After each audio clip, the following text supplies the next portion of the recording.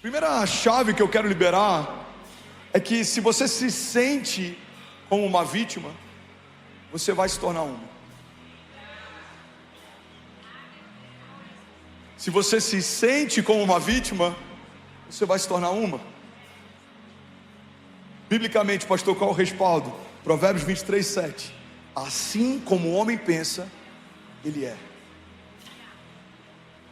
Irmão, tem muita gente que há muito tempo coloca a culpa da falta de frutos, ou de sucesso, ou de romper, ou de alegria, em qualquer outra coisa, a não ser na sua responsabilidade de assumir o protagonismo da sua própria história.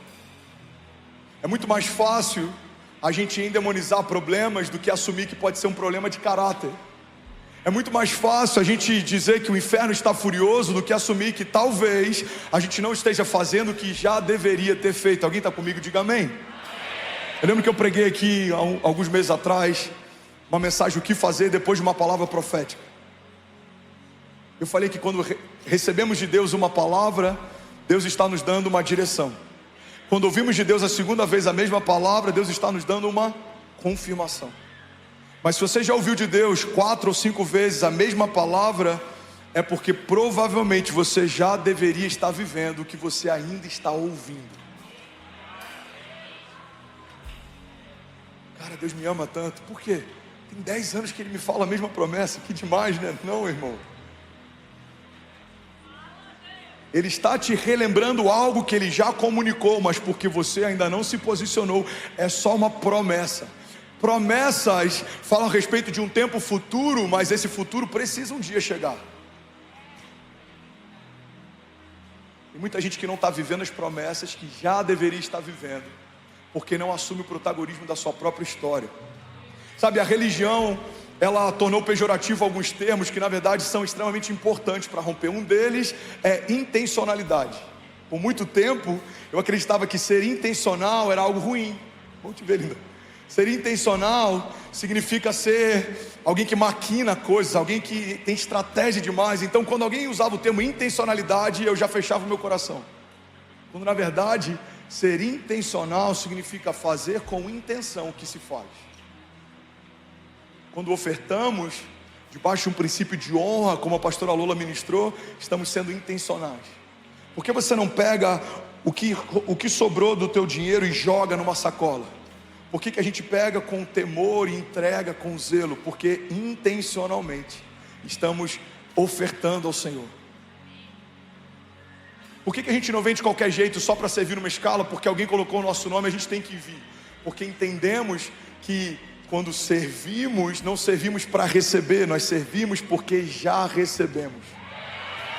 Intencionalmente eu vim honrar ao Deus da minha salvação, o Deus que me tirou de um lugar e me trouxe para um outro lugar. Um Deus que me transportou do império das trevas para o reino do seu Filho amado. Jesus diz: o meu Pai ama quem dá com alegria. Isso é intenção, é intencional. Todas as vezes que fizerem isso, façam em memória de mim. Intencionalidade. Sabe, a Bíblia ela é cercada de intencionalidade, mas a religião por muito tempo ela acabou tornando pejorativo alguns termos que são importantes. Posicionamento é um outro termo que muitas vezes a gente acha que vai de encontro à soberania de Deus. Não, se Deus quiser vai acontecer. Ele quer, tanto que Ele te prometeu. Se Ele prometeu é porque faz parte da vontade dEle. Toda promessa de Deus é uma expressão da sua vontade. Alguém está comigo aqui? Diga amém. Quando Deus faz uma promessa, Ele está expressando qual é a sua vontade, qual é o seu intuito. A palavra de Deus diz: Ele não é homem para que minta, nem filho do homem para que se arrependa. Acaso Deus prometeria algo que não tem o intuito de cumprir? Então se Deus te prometeu algo, a vontade dEle é cumprir. Então a gente tem que parar de ficar nesse lugar de se Deus quiser vai acontecer. Não, irmão, Ele quer, tanto que Ele te prometeu. Agora você precisa estar no lugar que Deus te chamou para estar, para que Deus possa cumprir o que Deus disse que vai cumprir. Alguém comigo aqui? Diga amém. Tem uma frase do Erwin McManus que eu amo. Ele diz que Quando nós estamos fora da vontade de Deus, estamos em perigo. Mas quando estamos vivendo a vontade de Deus, nos tornamos perigosos. É para esse lugar que a igreja foi chamada. É por isso que toda revolução política e social que não tem princípios ligados ao cristianismo, a primeira coisa que tenta fazer é abafar a voz, a autoridade, a autonomia, o governo, o poder da igreja. Por quê? Porque quando estamos vivendo a vontade de Deus, irmão, nos tornamos perigosos.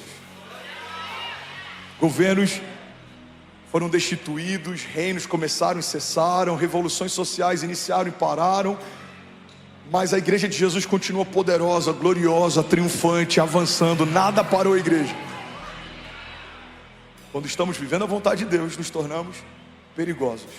Mas a gente pode ver alguns fenômenos sociológicos, por exemplo, em algumas nações, que a igreja se fundiu com o Estado. Em alguns lugares em que o Estado tem controle até sobre o sermão que os pastores e líderes religiosos vão ministrar nos seus cultos. Em todos esses lugares a igreja não é mais perigosa, ela se tornou insossa. Irmão, guarda isso aqui em nome de Jesus. O nosso posicionamento, a nossa intencionalidade é o que vai definir que tipo de história vamos construir com Deus. Porque a vontade de Deus sempre vai ser curar o enfermo, libertar o cativo, vai ser alcançar todos os povos, mas nós precisamos assumir o protagonismo na construção da nossa história. Não, isso não fere a soberania de Deus, porque quando Deus te deu liberdade para sonhar, e você está alinhado com os sonhos de Deus, o que você sonha para si, é o que Deus já sonhou para você. João diz, se vocês permanecerem em mim, as minhas palavras permanecerem em vós, me pedirão o que quiserem e lhes será concedido. Deus está dizendo, se você continuar conectado ao meu coração e as minhas palavras continuarem sendo o centro da tua história, o que você vai me pedir já é o que eu quero te dar. Então pode me pedir o que quiser e lhe será concedido. Alguém comigo aqui, pelo amor de Deus, diga amém. Aleluia. Aleluia. Já falei sobre isso várias vezes, mas vai ser novo para alguém. A palavra concordância, a etimologia dela, a origem vem de concordes, corações alinhados, batendo no mesmo ritmo. Quando eu concordo com a vontade de Deus, o meu coração passa a bater no mesmo ritmo que o dele.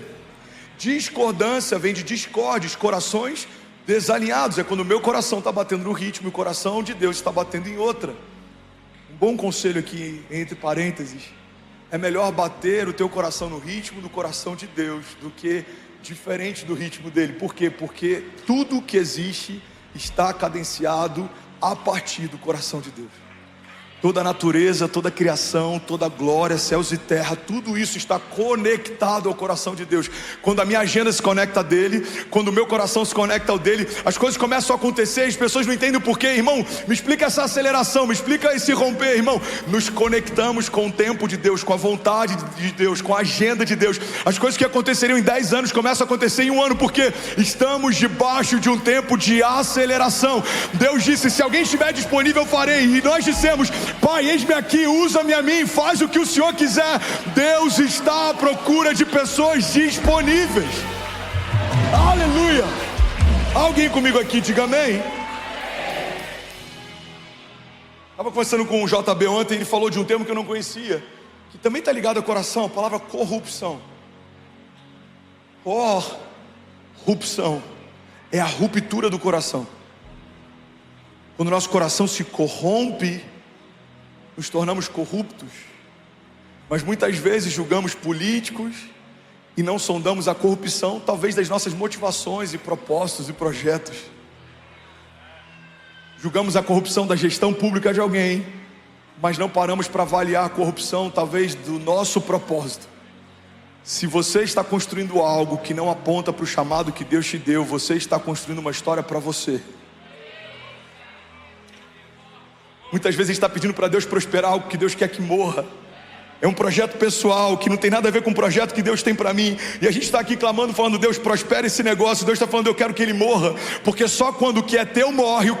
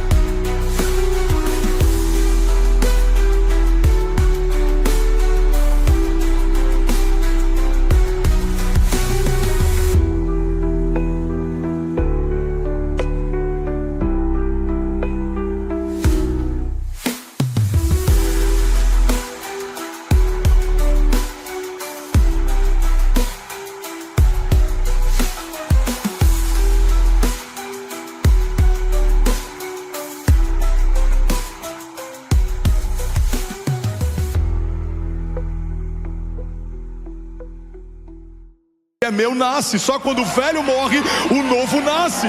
Você precisa abrir mão da tua vontade para viver a vontade de Deus. Aleluia! Tudo bom? Você acabou de assistir uma mensagem aqui do nosso canal. Eu tenho certeza que ela te edificou e que ela vai gerar algo novo em você. E a gente separou mais 2 vídeos. Eu quero deixar essas indicações aqui para você continuar queimando com Jesus. E eu quero muito te fazer um pedido também. Se essa mensagem te edificou, comenta aqui embaixo, segue o canal, me ajuda a compartilhar para que mais pessoas sejam tocadas também. Deus te abençoe.